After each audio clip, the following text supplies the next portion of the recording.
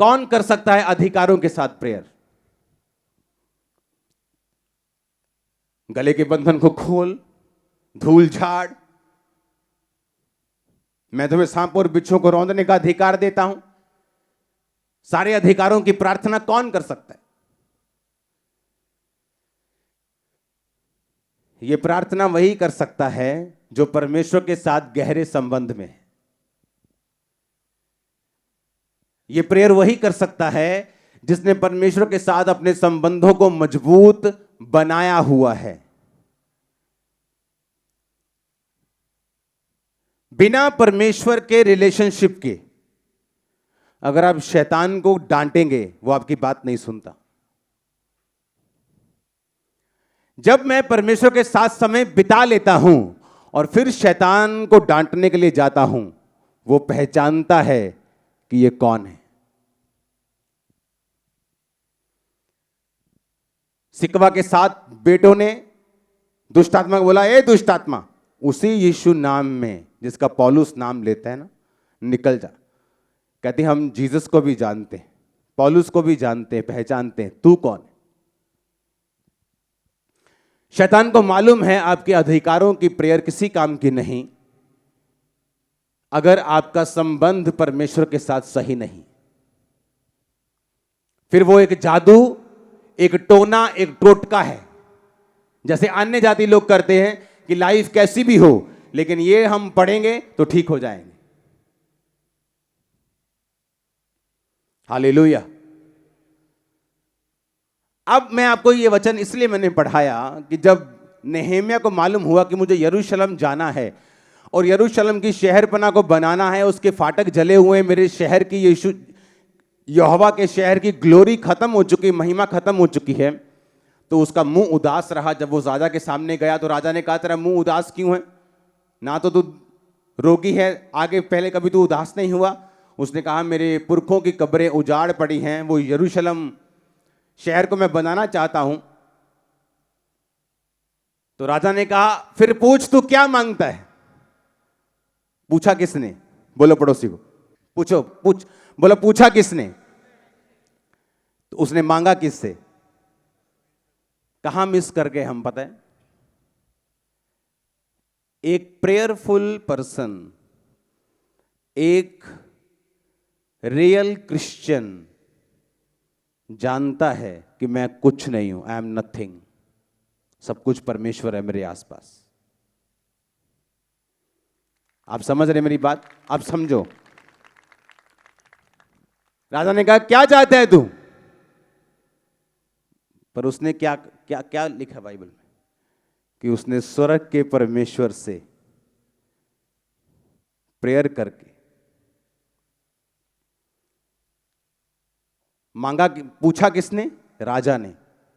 मांगा उसने किससे?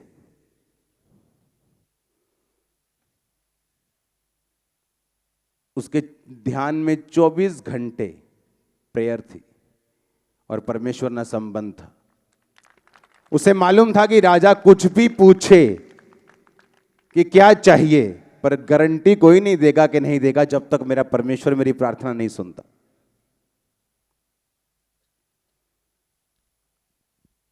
कौन है जिसकी बात को शैतान भी सुनता है और लोग भी सुनते हैं? जो परमेश्वर से प्रार्थना करके आया है। उसने ये नहीं कहा, मैं तो राजा का प्याऊ हूं, बड़ा इंपॉर्टेंट पर्सन हूं, मेरी तो बात राजा सुनेगा ही सुनेगा।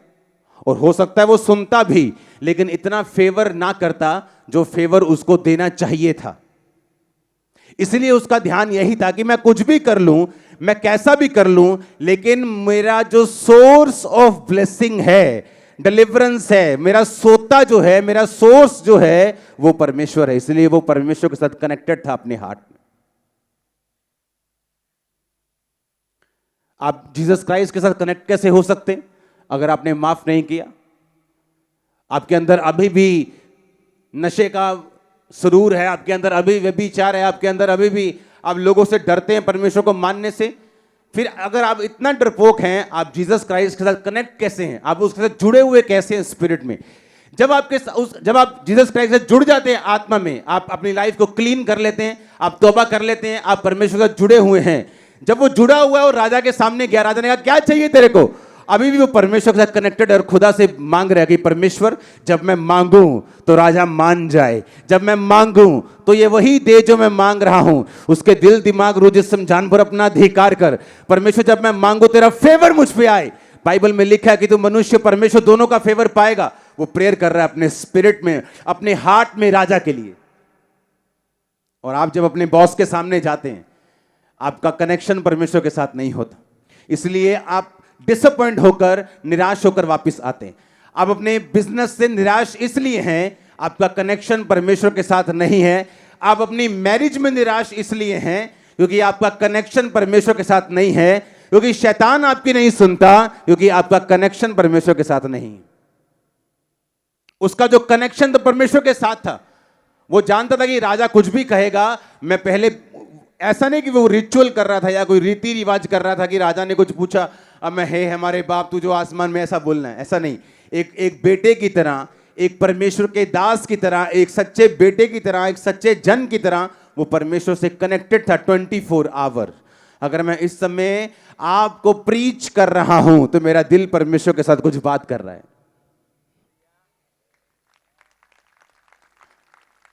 अगर मैं आपसे बात कर रहा हूं तो एक साइड में परमेश्वर से मैं बात कर रहा हूं।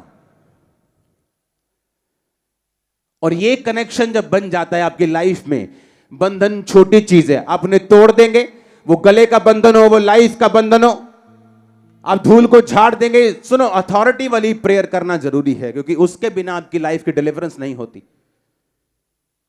क्योंकि जो बिना अथॉरिटी के प्रेयर करता है वो सारी उम्र बस यही वेट में रहता है कि एक दिन परमेश्वर मुझे आजाद करेगा, एक दिन परमेश्वर मुझे डिलीवर करेगा। और बाइबल कहती परमेश्वर ने वो सारे अधिकार तुम्हें दे दिए हैं।